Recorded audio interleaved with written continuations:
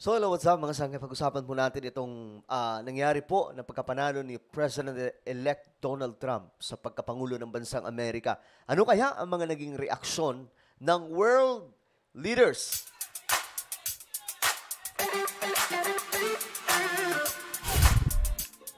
So hello guys, muli po tayo nagbabalik dito sa ating channel.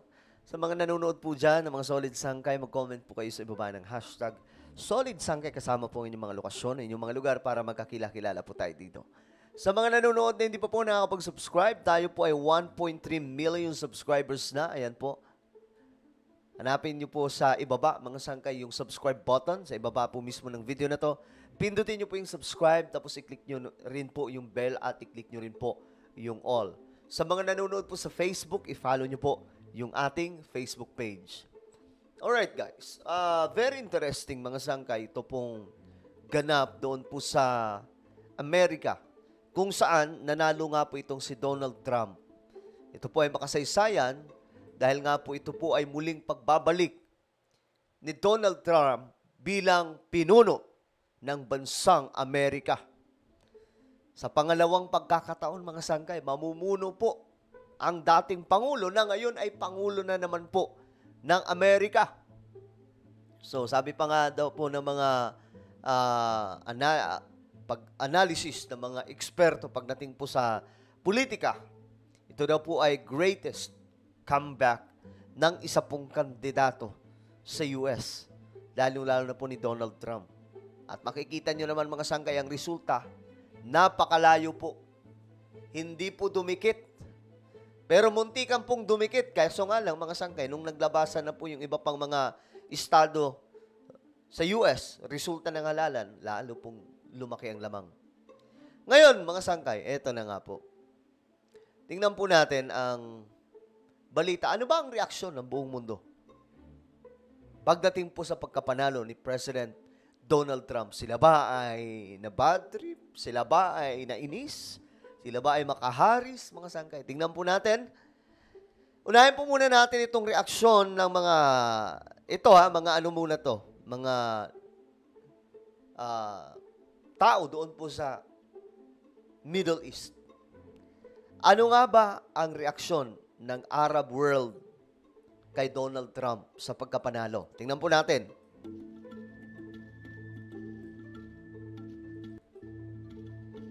He and Kamala Harris is the same as administration. Their enemy and hostility against the Palestinian people and against the Palestinian issue is fixed. هو بيطلع في تصريحاته بيقول لك انا مش هسيب اسرائيل انا هدعمها. Ito taga ano to mga sangkay? Egypt po. Sabi po niya, I will not leave Israel's side. I will support it. Sabi po niya. فاهمني فدي في بتزيد من At ito daw po ay magbo-boost sa kanyang popularity. عنده شعبيه جامده. وده شوف انت هسه Hindi ko lang akalain, may mga taga-Egypt pala no, na supporters ng Israel. الاحداث في غزه والاحداث في Ito sa Iraq naman mga sangkay. ايران والاحداث في العراق هاي كلها اتصور راح يصير تغيير شامل بالعالم. أنا أعتقد بأن فوز ترامب من صالح السعودية I believe that Trump's win will be in Saudi Arabia's interest. بحكم علاقاتنا السابقة. الإدارة الأمريكية هي اللي بتشتغل، أما هن Ito واجهات sa Lebanon naman mga sangkay. نحن أكلينا على الميلتين، إن كان ترامب ولا هارس أكلينا وعلى الله. Okay. So yung iba mga sangkay, negative, yung iba positive. Ito ay mga tao doon po sa Arab countries. Ngayon naman, puntahan po natin, ano ang reaksyon ng buong mundo? World leaders. O, tingnan po natin. Trump's US election win. Papaano daw po ang naging reaksyon ng buong mundo? So dito mga sangkay, ito unahin po natin. Ito pong presidente ng Ukraine. Sabi po niya dito, I appreciate President Trump's commitment to the peace through strength approach in global affairs.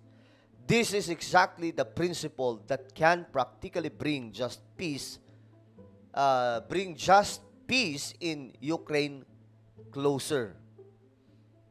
Nag-post po ito mga sangkay doon sa X ni Elon Musk. Speaking, Elon Musk, no, mukhang isa po siya sa panalo dito mga sangkay. Mukhang magiging magiging isa sa mga opisyal ni Donald Trump. Dito naman mga sangkay, ito po ay Prime Minister ng Israel. Kaalyado, mga sangkay. Congratulations on history's greatest comeback. Your historic return to the White House offers a new beginning for America and a powerful commitment to the great alliance between Israel and America. This is a huge victory in true friendship. Nako, kasi tropang dikit to mga sangkay, si Netanyahu at ng presidente ngayon na si Donald Trump. Kaya nga mga sangkay, ewan ko paano po yan ayusin yung problema sa Middle East, no, ni Donald Trump. Ang sabi naman po niya, kapag siya daw po ang naupong Pangulo ng Amerika, hindi daw matutuloy ang nuclear war or World War III. Okay, ito naman mga sangkay, UN Secretary General, ito, si Antonio Guterres. I congratulate President-elect Donald Trump and I reaffirm my belief that the cooperation between the United States and the United Nations is an essential pillar of international relations. The United Nations stands ready to work constructively with the incoming administration to address the dramatic challenges our world is facing. Akala ko babatikusin ng UN eh. Kasi si Donald Trump kasi nakikipagbardago lang dito mga sangkay nung siya pa po ang namumuno po sa Amerika. Ayun, mga sangkay, malaking adjustment na naman ng US. Pero for me, kung akong tatanungin, nasa mabuting kalagayan na ngayon ang Amerika. Ngayong si Donald Trump na po ang uupong Pangulo ng kanilang bansa. Kasi nga po, ang US talagang naghihikaos ngayon. Sobrang malaking problema ang mayroon sila pagdating po sa kanilang politika, ekonomiya, peace and order, at iba pang mga sistema na mayroon sila mga sangkay. Kasi parang ginulo po ni Barack Obama at saka ni Biden mga sangkay itong US eh. Kaya nga grabe po yung problema ng US ngayon mga sangkay. Yung iba't ibang klaseng kalokohan nandoon na po sa US mga sangkay. Kung papansinin nyo yung paligid nila, parang may mga lugar po sila doon mga sangkay na okay na po. Maghit-hit ng kung anumang hihit-hitin doon at gumamit ng pinagbabawal mga sangkay. Ganyan na po ngayon yung US. Kaya nga po may mga kaibigan po tayo na pumunta doon. Ayon po sa kanila, hindi na daw po ito ang United States of America na nakita nila noon. Ibang-iba na daw po ngayon mga sangkay. Kung kaya't naging pangako po ni Donald Trump na ibabalik niya yung golden era ng United States of America. At ang kanyang panata is America First. Eto, Prime Minister ng India, sabi po dito, heartiest congratulations my friend on your historic election victory as you build on the successes of your previous term. I look forward to renewing our collaboration to further strengthen the India-US comprehensive global and strategic partnership. Together, let's work for the betterment of our people and to promote global peace, stability, and prosperity. Ayan mga sangkay. Tropa niya, si Donald Trump. My friend pa ang sinabi. Eto, si Emmanuel Macron ng France. Sabi po niya dito, congratulations. President Donald Trump ready to work together just as we knew how to do during 4 years. With your conviction and with mine, with respect and ambition for more peace and prosperity. Laging ending no? Peace and prosperity. Eto, Prime Minister ng Japan, si Ishiba, I would like to offer my sincere congratulations on Mr. Trump's victory and also pay my respects to the democratic choice of the American people.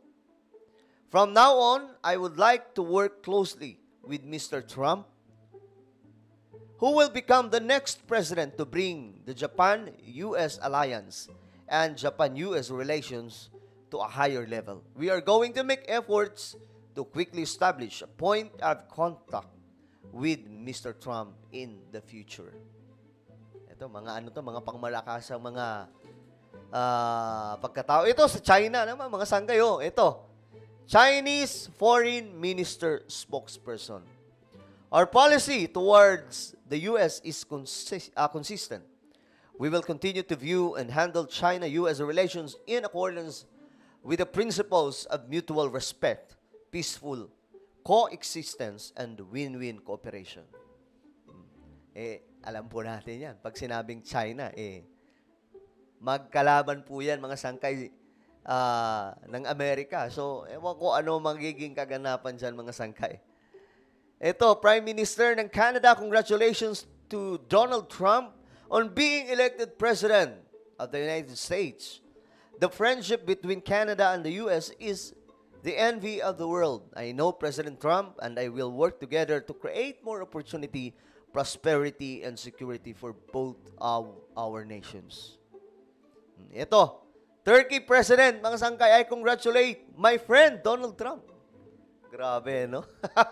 Ang napansin ko dito, mga sangkay, maraming tropa si Donald Trump na ibang mga lahi, no? Mga ibang mga leader. Ito na naman, I congratulate my friend Donald Trump, who was elected U.S. President once again after a big fight in the presidential elections in the United States of America. In this new era that will start with the choice of the American people, I hope for Turkish-American ties to strengthen for regional and global crisis and wars, primarily the Palestine issue and the Russia-Ukraine war, to end. I believe more effort will be exerted.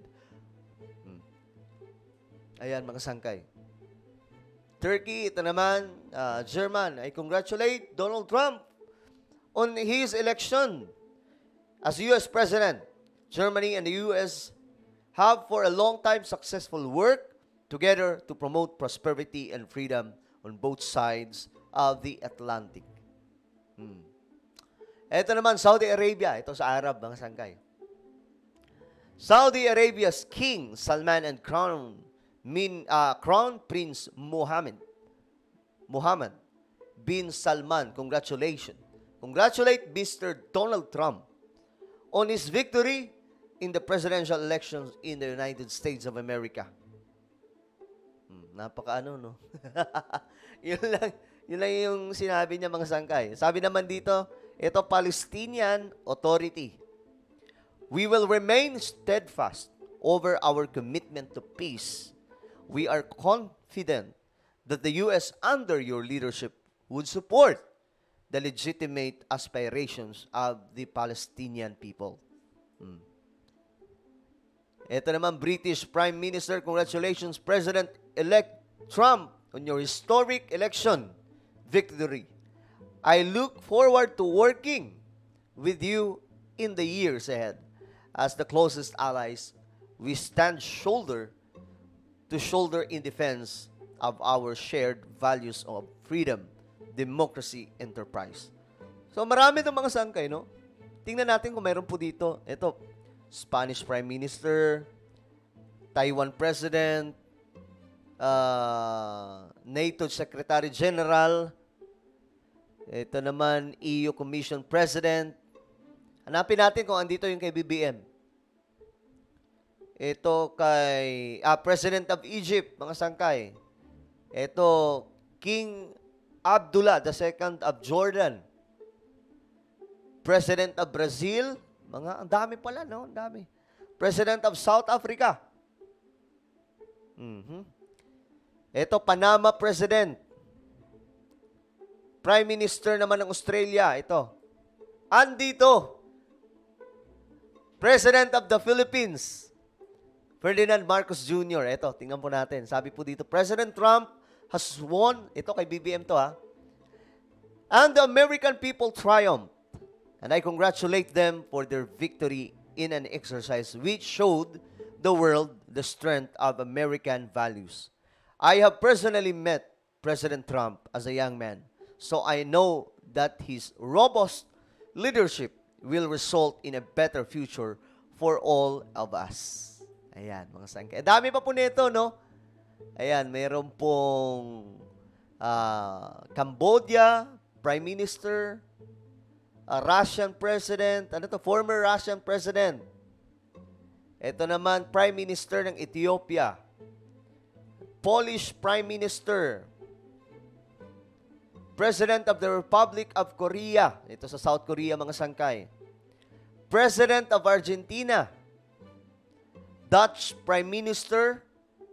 Pakistan Prime Minister. Hungarian Prime Minister. Sweden Prime Minister. So, yan po ang mga nagpahayag ng kanilang pagbati kay Donald Trump. Kayo mga sangkay, ano po ang inyong opinion? Sa tingin nyo ba magdadala po itong si Donald Trump ng kapayapaan sa buong mundo? Hindi ba matutuloy ang World War III sa pamumuno ni Donald Trump, mga sangkay? Kasi nasa US po talaga yung susi ng lahat eh. Kung ano po yung kanila magiging galaw dito. At itong si Donald Trump, hindi naman po pipitsugin, hindi po tulad kay Biden na talagang meron lamang pong nag-uudyok sa kanya. Meron lamang pong nag-uutos sa kanya. Well, ano po ang inyong opinion? Just comment down below.